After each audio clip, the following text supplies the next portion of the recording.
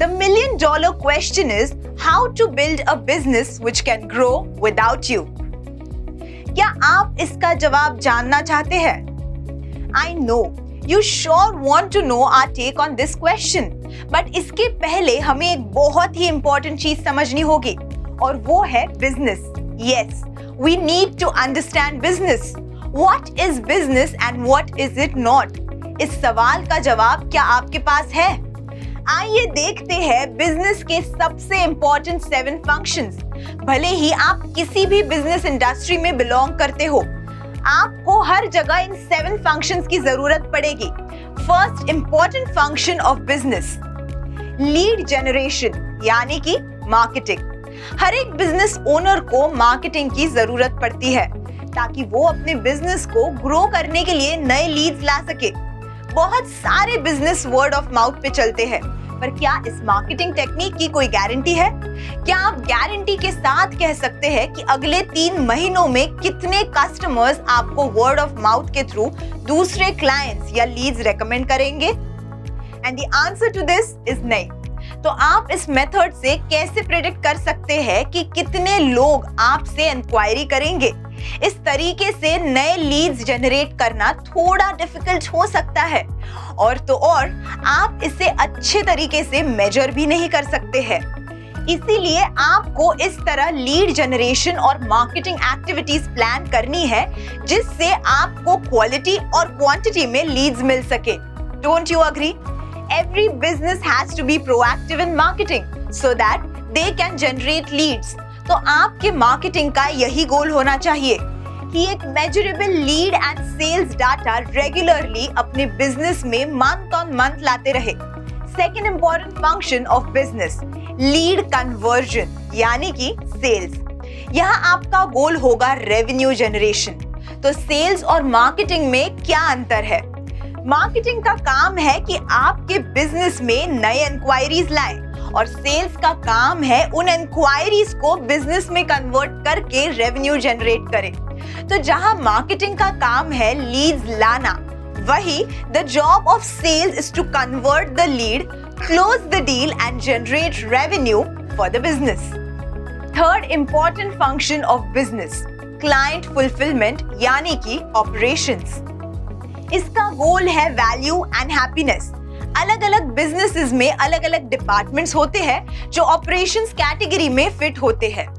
For example, अगर आप manufacturing में हैं तो परचेज डिपार्टमेंट और परचेज एंड प्रोक्योरमेंट डिपार्टमेंट हमारे इसी ऑपरेशंस में आएंगे। अगर आप कोई कॉलेज या एकेडमी चला रहे हैं यानी कि आप एजुकेशन इंडस्ट्री में हैं, तो academics department will fall under this operations category. To simply understand it, all the activities that you undertake in your business to create and deliver a product or to offer the service to your customer comes under the operations department. Simple भाषा में कहे तो वो सारी activities जो आप एक product या सर्विस ऑफरिंग्स को क्रिएट करने और डिलीवर करने में लगाते हैं, वो सारे ऑपरेशंस डिपार्टमेंट के अंडर आते हैं। आपके प्रोडक्ट्स का पैकेजिंग करना, रॉ मटेरियल खरीदना, production department, IT department, delivery, customer support, ये सब कुछ ऑपरेशंस का हिस्सा है क्योंकि इन सब का कॉमन गोल यही है, to deliver the best service to customers and add value and happiness in their lives.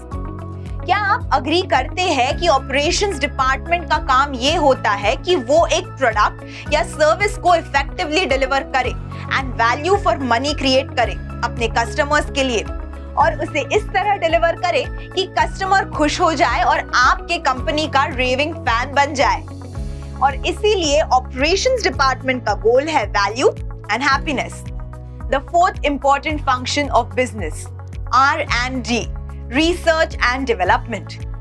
ये है आपका fourth function, research and development. तो क्या होता है इसका गोल?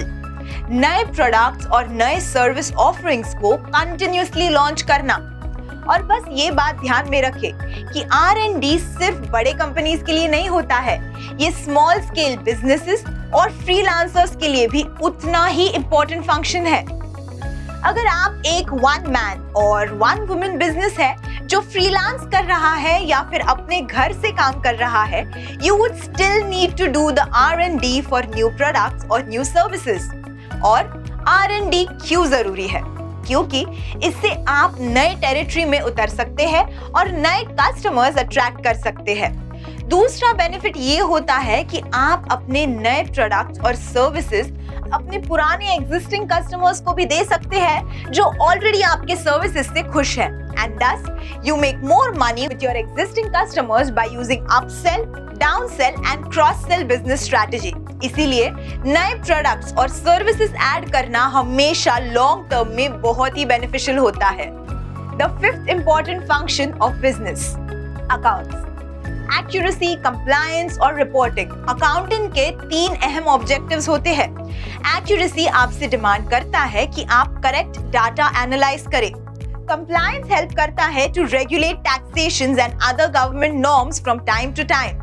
And last but the best, her business को efficient reporting system की नीड होती है, so that the stakeholders have a clear and visible picture of the state of affairs. इसके हेल्प से सारा डेटा बिजनेस ओनर्स के सामने होगा और वो डेटा की स्टेक होल्डर्स को सही बिजनेस डिसीजंस लेने में बहुत ज्यादा हेल्प करेगा। अगर आपके पास एक कंसिस्टेंट रिपोर्टिंग सिस्टम नहीं है, so you're just going with the flow without knowing if you are actually making money or not, or without understanding how to manage your money. The sixth important function of business, HR, human resources. HR, recruitment, people development और happiness are the goals of the human resource department. तो human resources के 3 primary goals ये होते हैं। पहला हुआ recruitment, hire the right people at the right time at the right price. ये होता है recruitment department का पहला important काम। सही लोगों को सही टाइम और अप्रोप्रिएट सैलरी पे रखना। नेक्स्ट होता है ट्रेनिंग। हमें अपने एग्जिस्टिंग एम्प्लॉइज को कॉन्स्टेंटली ट्रेन और अपग्रेड करना चाहिए so that their capabilities grow, and if their capabilities grow, their contribution grows. इसीलिए people development भी एक बहुत important हिस्सा होता है human resources का।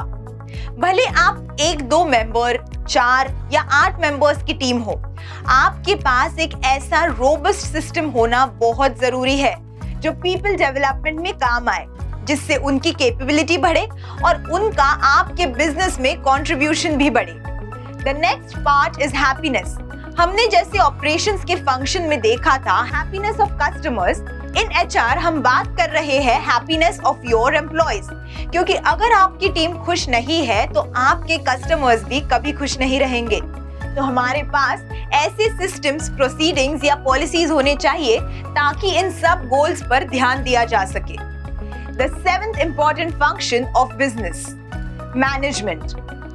अब आता है 7th business function, that is management. ये होता है आपका काम, यानी कि ओनर या एंटरप्रेन्योर का काम। Your job as a management leader is to firstly provide clarity. तो किस बात की क्लैरिटी आपको प्रोवाइड करनी है, ये हम देखेंगे डिटेल में आने वाले सेशंस में। You need to give clarity of goals, clarity of a profitable business model, clarity of systems, clarity of roles. आपका नेक्स्ट जॉब होता है परफॉर्मेंस को स्केल करना। तो क्या मतलब होता है परफॉर्मेंस स्केल का? हम कितना कर सकते हैं ये हुआ पोटेंशियल, और हम कितना कर रहे हैं ये हुआ performance.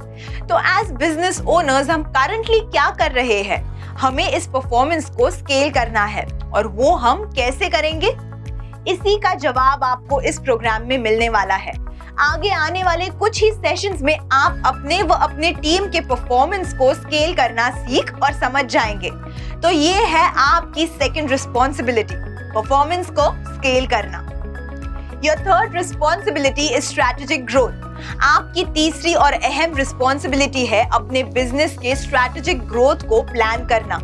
So apart from giving yourself and your team clarity, apart from scaling the performance of your team, of your business, आपका और एक गोल है, and वो है strategic growth. आपको ग्रोथ पोटेंशियल के बारे में भी सोचना होगा। नए opportunities, new partnerships, new joint ventures, new collaborations, new affiliate partners, ये सब फैक्टर्स आपको ही सोचकर इंप्लीमेंट करने होंगे। पर चैलेंज तो ये है कि ये सब फंक्शंस देखने के बाद आपको रियलाइज हुआ होगा कि कुछ फंक्शंस आपके बिजनेस में अभी भी मिसिंग है। जैसे हो सकता है कि आपके पास एक डेडिकेटेड एचआर डिपार्टमेंट हो ही नहीं, या फिर मार्केटिंग डिपार्टमेंट आपने आउटसोर्स किया हुआ है किसी डिजिटल मार्केटिंग की एजेंसी को, और इसीलिए आपके पास आपके बिजनेस में ये इंपॉर्टेंट फंक्शन फिलहाल तो मिसिंग है। क्या आपको लगता है कुछ इंपॉर्टेंट डिपार्टमेंट्स आपके बिजनेस से मिसिंग है? Imagine these 7 functions are the 7 spokes in a wheel, the wheel in your business. अब सोचिए अगर इनमें से 2 या फिर 3 स्पोक्स गायब है या टूटे हुए हैं, तो जब साइकिल चलेगी तो ये टूटे स्पोक्स उन स्टेबल स्पोक्स में अटक सकते हैं और उन्हें भी डैमेज कर देंगे, and eventually an atmosphere of instability will be created. So friends, आज के इस वीडियो में इतना ही। Excitedly looking forward to connect with you in my next video. Till then, let's keep working together so that we can help you to achieve the peace of mind you need, financial freedom, and a career for life.